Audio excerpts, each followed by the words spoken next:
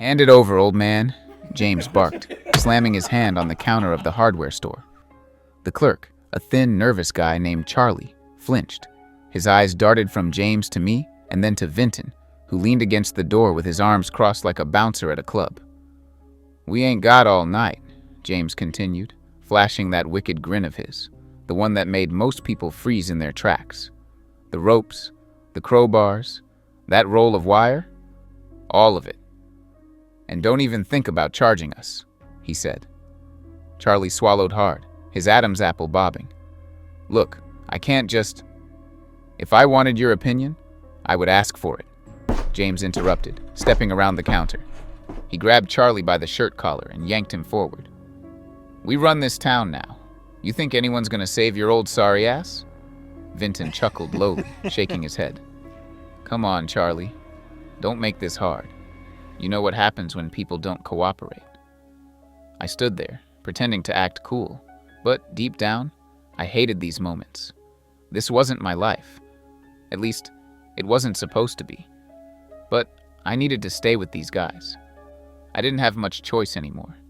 It was survival. The town had nothing for me, except bad luck and broken dreams. "Fine, just take it and go," Charlie stammered, pulling tools from the shelf and dropping them onto the counter. Ropes, crowbars, hammers. He kept his eyes down, avoiding James's glare. James grabbed a bundle of rope and tossed it to me. "See? That wasn't so hard." He grinned. We left without paying, as usual. The door slammed shut behind us and Vinton muttered, "People around here getting too comfortable. Gotta remind 'em who's in charge." "Damn right," James agreed. "But we've got bigger plans tonight." He gave me a grin.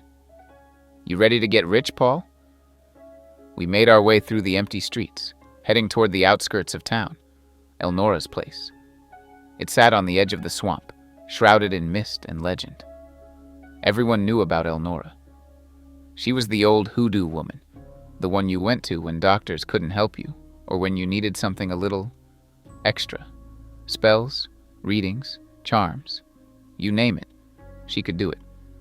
Since her husband, Mr. Gilbert, died, though, people whispered that she was weaker, vulnerable even, easy to take advantage of. James figured we'd milk her for everything she had, spells, money, whatever. And if she fought back? Well, we weren't above making threats or holding the old bat hostage. It wasn't just Elnora we'd been messing with, though. We'd been terrorizing the whole town, shaking down shopkeepers, intimidating families. We made money where we could, and when that wasn't enough, we took what we wanted. No one dared stand up to us, and didn't no one call the police neither. But there was something about Elnora that unsettled me. "Man, you sure we should keep messing with her?" I asked as we walked. James shot me a look. "You scared of some old swamp lady? You believe in that hoodoo shit?" "No, I just think she might get tired of us showing up." James snorted. "Let her. We'll make her regret it."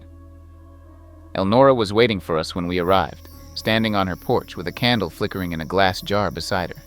Her eyes were calm but piercing, like she could see right through us. Her assistant, Quincy, stood in the shadows near the garden, moving slowly as he tended to the plants. "You boys here again, I see," she said, her voice smooth as honey but with an edge of steel underneath. "Old woman, you know why we're here?" James said, stepping forward. "We want more than those weak-ass spells you've been giving us. We want something bigger, more permanent." Elnora's eyes narrowed slightly. "Permanent, you say? What are you after exactly?" "To be unstoppable," Vinton shouted, grinning. "We want to live forever. No getting old, no getting sick. And we want protection too.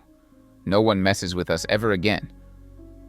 Elnora was silent for a moment, then nodded slowly. "Immortality is not a gift to be taken lightly. Once it's done, it can't be undone." "We don't care. We're ready," James said. "You boys, you don't know what you're asking for." Elnora warned, "Look, lady, just fucking give us what we want. All right?" Vinton demanded. Elnora gave a small, knowing smile.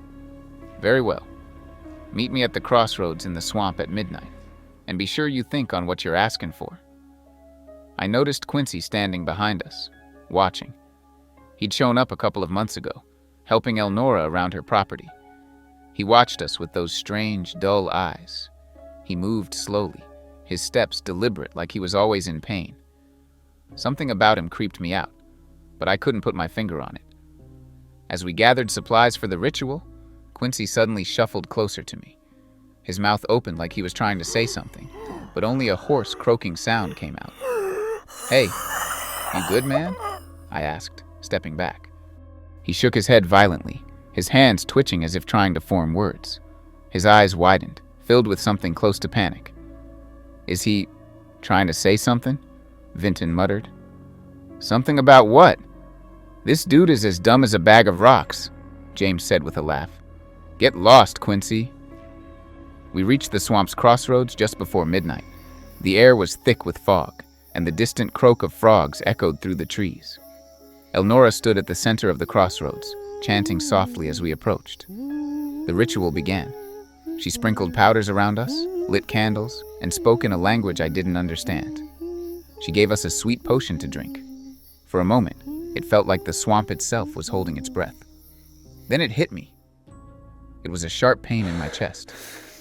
I stumbled, gasping. What's happening?" James doubled over beside me. "Elnora, what did you... You asked for immortality," she said calmly. "And now you have it." My limbs stiffened. I tried to scream, but my jaw locked. I couldn't move. I couldn't breathe. "You'll never age. You'll never die," Elnora continued. "But you'll never be free neither. You belong to me now. Forever." You bitch," Vinton managed. Quincy stepped out of the shadows, his face solemn. "You see? Quincy, here. He wasn't much different from you three when he traveled from New Orleans to seek my services," Elnora explained. "Like you lot, he thought I was easy prey, but he soon learned that sometimes even spiders get caught in a bigger web." She smiled. I finally understood. He wasn't her assistant. He was her slave, a zombie. And now, so were we. Days passed in a haze. My mind remained intact, but my body obeyed her commands without question.